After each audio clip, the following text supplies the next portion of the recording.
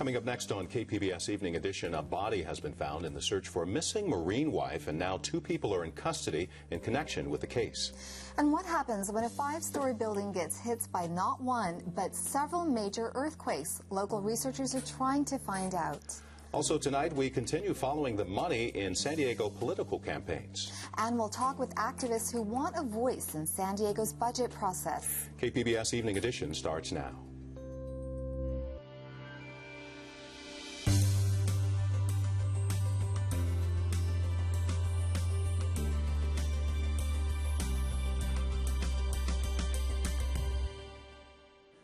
Good evening. Thanks for joining us. I'm Dwayne Brown. And I'm Amita Sharma, in for Joanne Farian.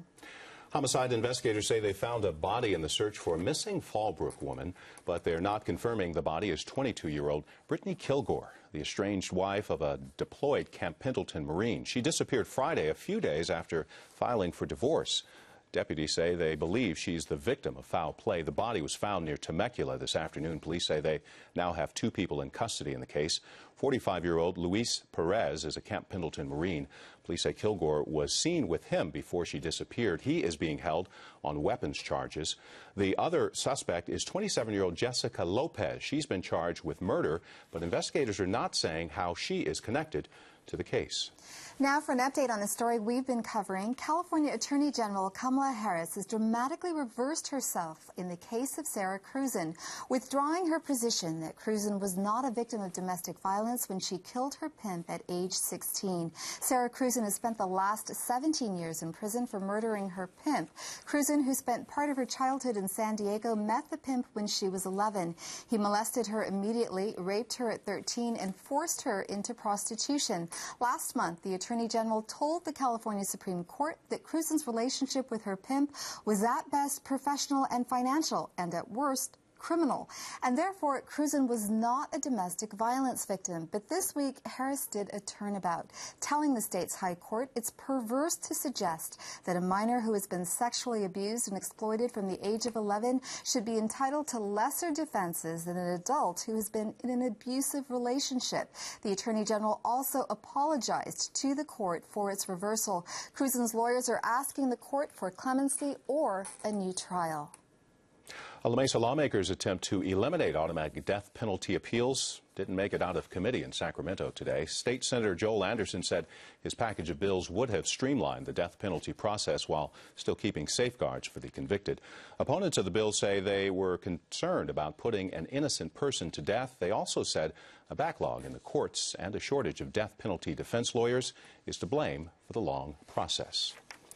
A landmark order to clean up San Diego Bay is now being appealed by 5 agencies and companies blamed for the pollution. San Diego Regional Water Quality Control Board ordered the $70 million cleanup in March. The plan calls for collecting about 150,000 cubic yards of waste loaded with chemicals and heavy metals that can cause cancer. Appeals have been filed by the Port District and 4 companies: BAE Systems, General Dynamics, NASCO, San Diego Gas and Electric, and San Diego Ship Repair. The State Water Board will consider the appeals. It has about 270 days to do so, which means the cleanup might not begin this year. Congressman Darrell Issa is getting ready to take a hard look at California's high-speed rail project. California Watch says a Republican from Vista is telling the High-Speed Rail Authority to preserve documents and emails about its use of federal funds. The project has been controversial because of its high price tag. It was as much as $98 billion at one point, but has since been shaved to $68 billion, which is still more than voters originally approved. Issa is chairman of the House Committee on Oversight and Government Reform. In a letter to the High-Speed Rail Authority, he says the committee will investigate alleged misspending of federal funds and possible mismanagement. Well, if you haven't filed your taxes yet, you're running out of time. This is the last day to file federal and state tax returns. We found a few folks mailing their returns at the post office on Midway earlier today. That post office is the only one that will be open late tonight. You can drop off your returns for all that all-important postmark until 11 o'clock. UC San Diego researchers put a 5-story building through a couple of major earthquakes today. KPBS business and environment reporter Eric Anderson says it's part of a $5 million project aimed at improving building techniques. San Pedro 100, 2010 Maui earthquake in Chile, recorded at San Pedro. Unlike real earthquakes, this one came with a 2-minute warning and a countdown. 2, 1, running.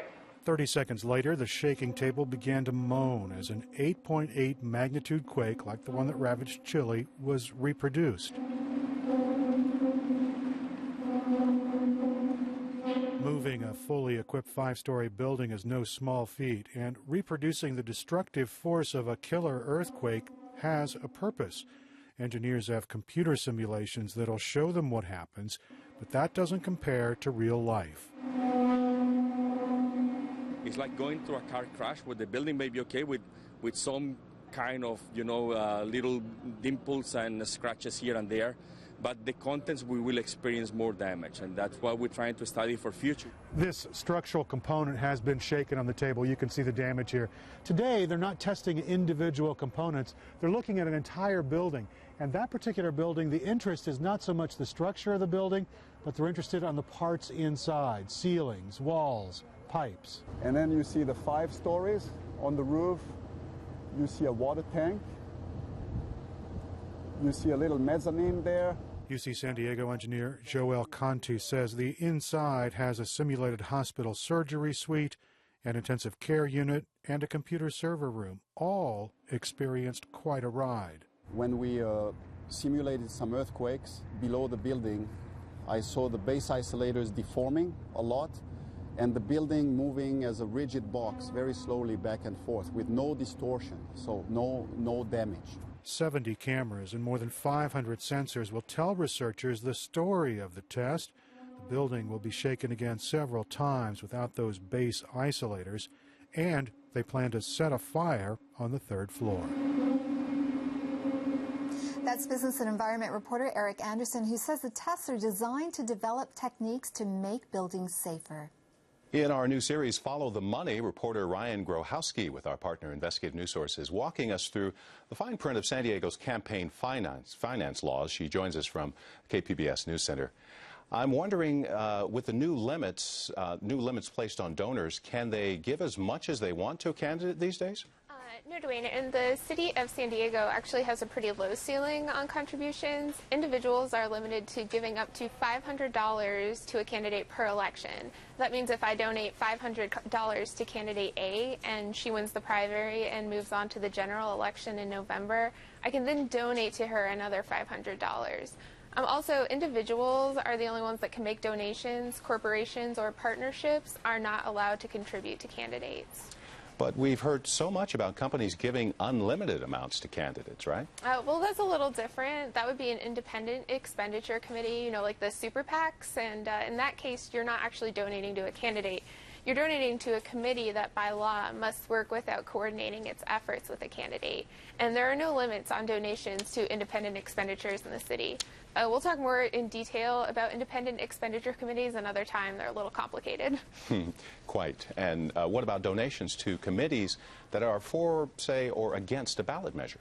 Oh, well, there's no limits there either, because the thought is that money can't influence a ballot measure like it might influence a prospective office holder.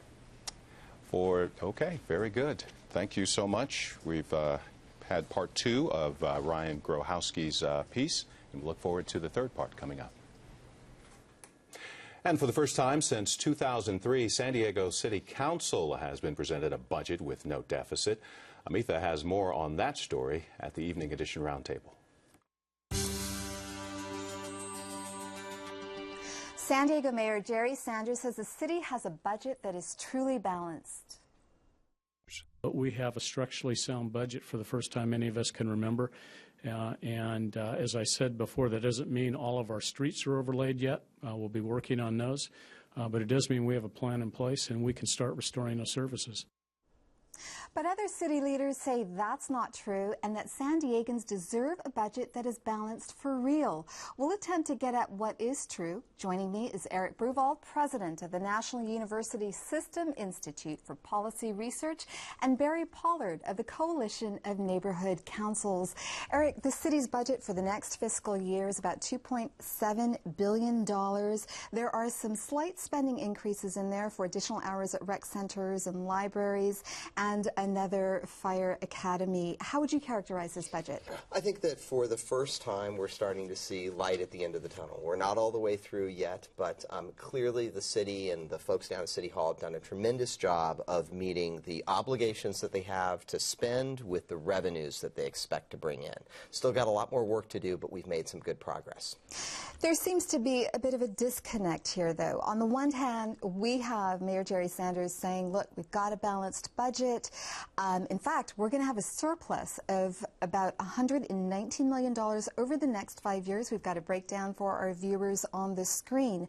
On the other hand, we have Councilman Carl DeMaio, who says, look, if he's done his own assessment, he says, look, my assessment says that there's actually a $50 million deficit, and if you take into account money that's not being spent on services and maintenance, etc., the actual deficit is $318 million. Where's the truth? Who's right? Well, both are right, and the reason that they're both right is that we've shrunken our city.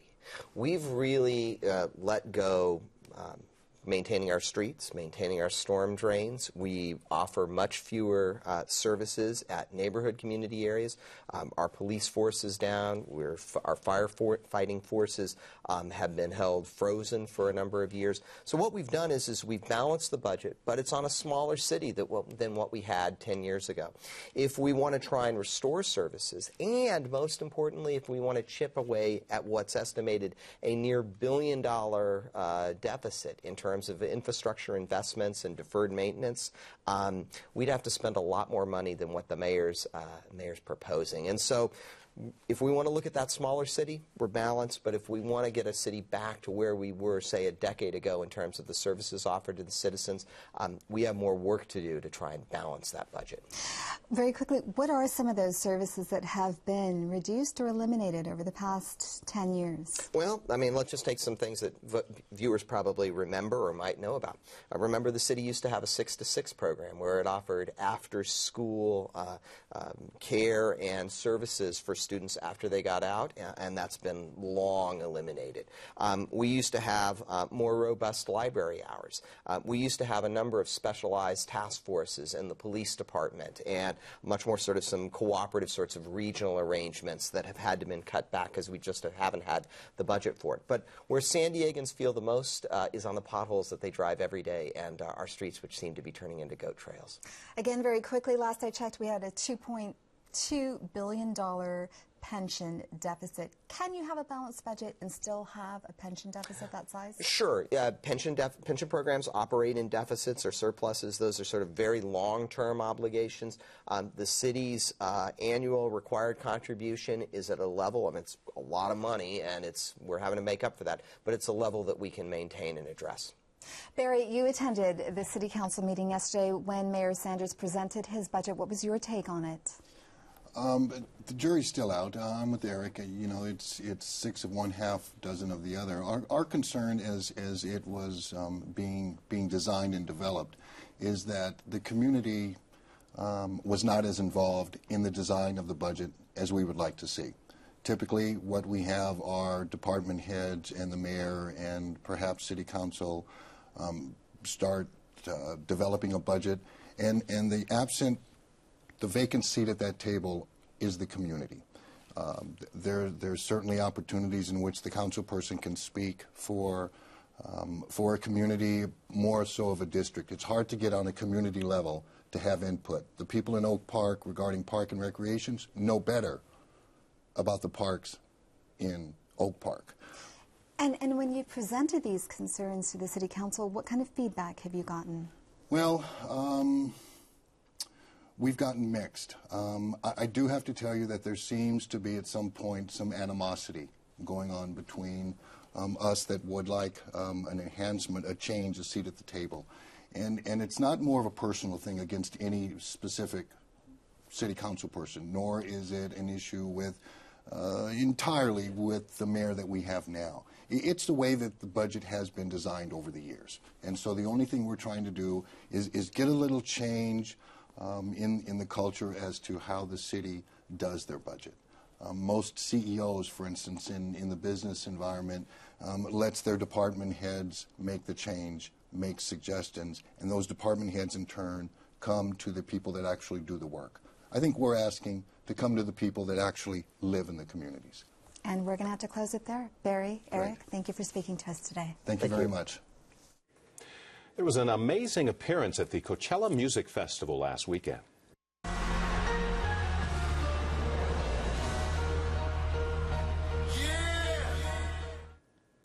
A rapper goes on stage more than 15 years after he was murdered. There was a San Diego connection to this appearance. We'll tell you about that in a moment.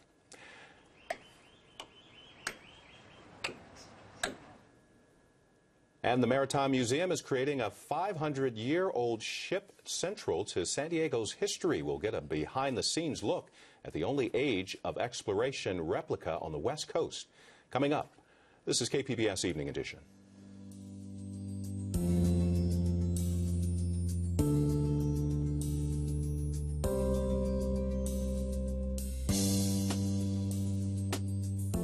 Tonight on KPBS, at 8 on American Experience, the story of one of the boldest and most popular New Deal experiments, the Civilian Conservation Corps, which helped pull America out of the Depression.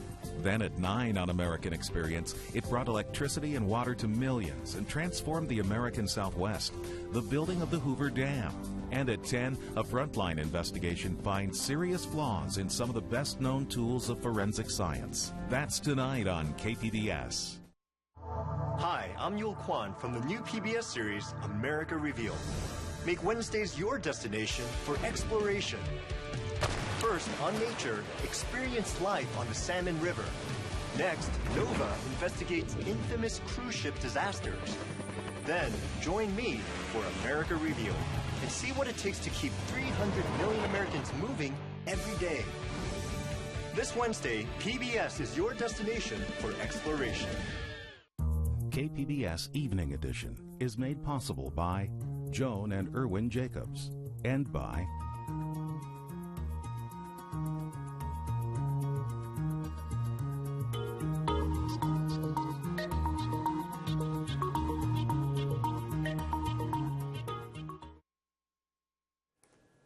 Home sales rose again in San Diego County last month. They were up nearly 6% from the same time last year, while home prices dropped by just over 1%. The president of the real estate tracking firm DataQuick says the results suggest the market is stuck in low gear, but he says the year is still young. A record number of freshmen have been accepted to UC San Diego for the fall. The university says it accepted nearly 23,000 prospective freshmen out of more than 60,000 applicants. The school says both numbers are records. One of the biggest sensations of last weekend's Coachella Music Festival was the appearance of a rapper who's been dead for almost 16 years.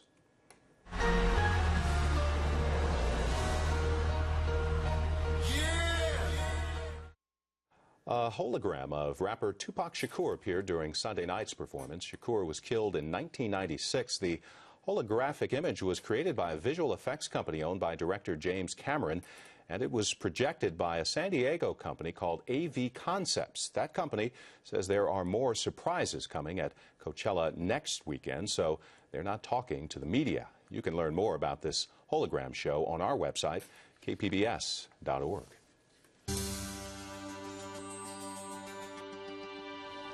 At Spanish Landing Park, just across from Lindbergh Field, you may have noticed mysterious wooden beams rising from behind the trees. It's not a new playground or art installation. It's a unique construction project dating back 500 years. KPBS video journalist Katie Ufrat brings us the story.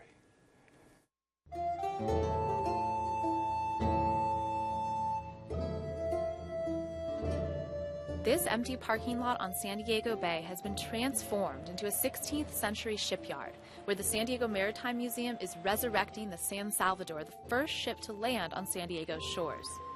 But you don't need to wait until construction is complete to sail back in time.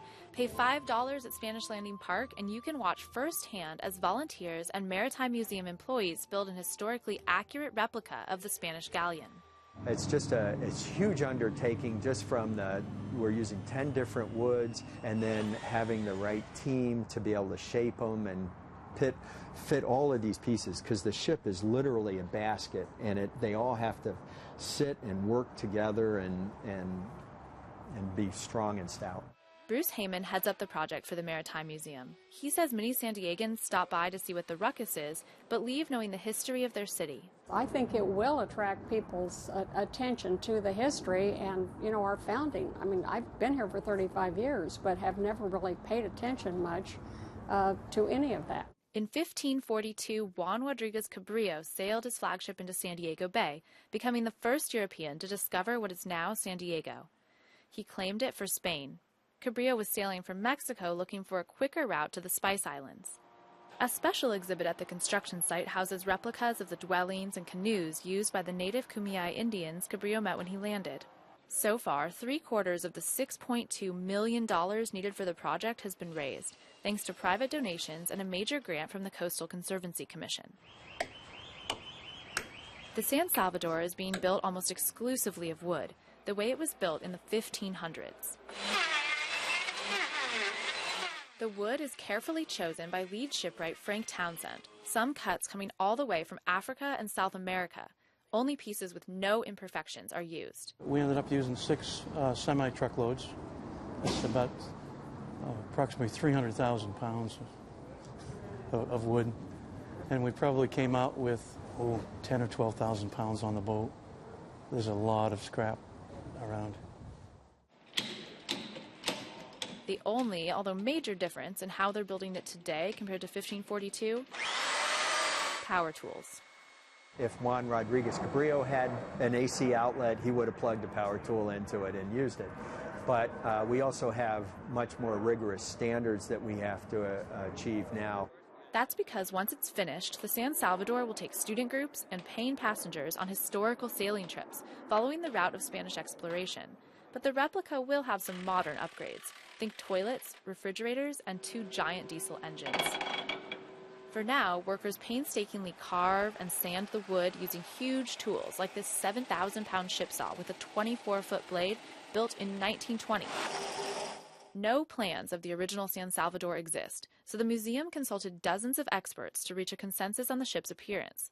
This idea has been in the works for 20 years, but construction just began in February of last year. It's really like a time machine in ways. Even though we use power tools, we're using the same technology. And nobody here has built a Spanish galleon. So everybody's relying on each other. And we're figuring things out as we go along. That's like an adventure. In the end, they settled on a 95-foot-long body with a mast that will rise 100 feet off the deck. Retired plumber Roy Libby is one of the volunteers making it happen. I'm living my fantasy here. And ever since I read Robert Louis Stevenson's Treasure Island, I've wanted to sail away to Treasure Island on a sailboat. This time-lapse shows the construction progress, with a photo taken every day from May 2011 through last week. The goal is to be finished by the end of 2013. That's almost 3 years construction time. It took Cabrillo less than half that time nearly 500 years ago, but he had help that isn't available today. But he also had a lot more labor. Unfortunately, probably a lot of the 100 people that he had helping to build it, many of them were slaves probably. It was a different time and a different place. We don't have that many slaves. I think we just passed 60 volunteers. The great thing about it is that the people here are supplying the expertise and the money to build the ship, and all I have to do is what I'm told and be diligent. Volunteers, like Libby, make up more than half the workforce. But even with the help, Heyman estimates the ship will take 90,000 hours of work to reach completion. I'm excited for it to be finished. I want to ride on it, and I don't even mind paying because I want to continue to support the museum. It's a wonderful thing for San Diego. That story from KPBS video journalist Katie Euphrat. The construction site is open to the public daily from 11 to 4:30. They also offer free educational programs for classes K through 12. This is KPBS Evening Edition.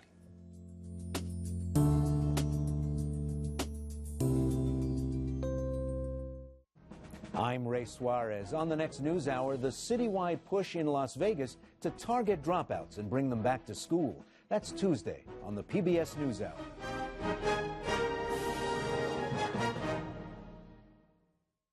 Next time on Doc Martin. You need to register a name for your living by the end of the week. Chop, chop, get naming. Martin and Louisa finally named their baby. What about James? Well, is that a good or a bad grunt? Joe's ex-wife shows up with amnesia. You think we're still married? And Martin's receptionist has a phobia. I don't do needles. Unless you let me give you this injection, I will fire you. Doc Martin. Thursday at 9 on KPBS. The American people have named PBS the most trusted source of news and public affairs for the 8th year in a row. Trust. The American people have spoken. Thank you.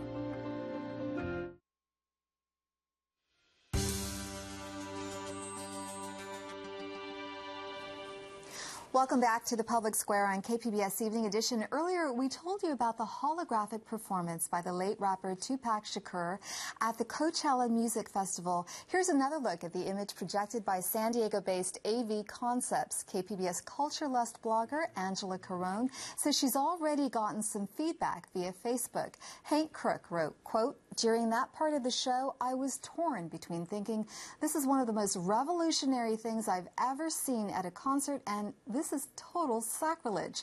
I could see that kind of thing really catching on."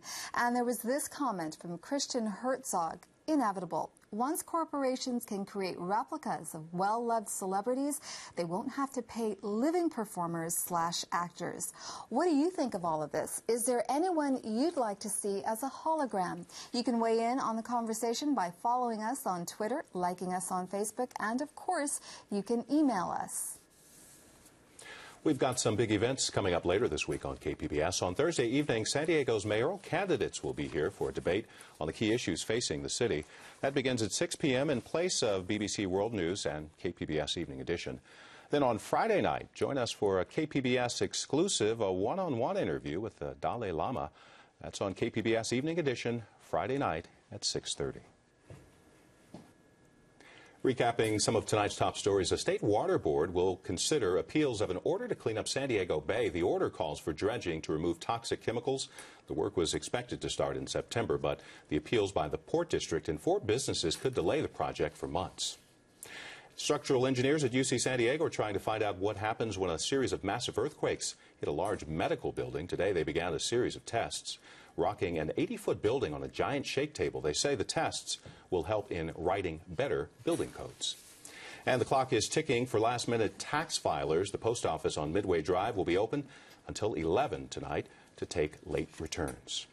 You can watch and comment on any of the stories you saw tonight on our website, kpbs.org/evening edition. Thanks for joining us. You have a great night. Good night.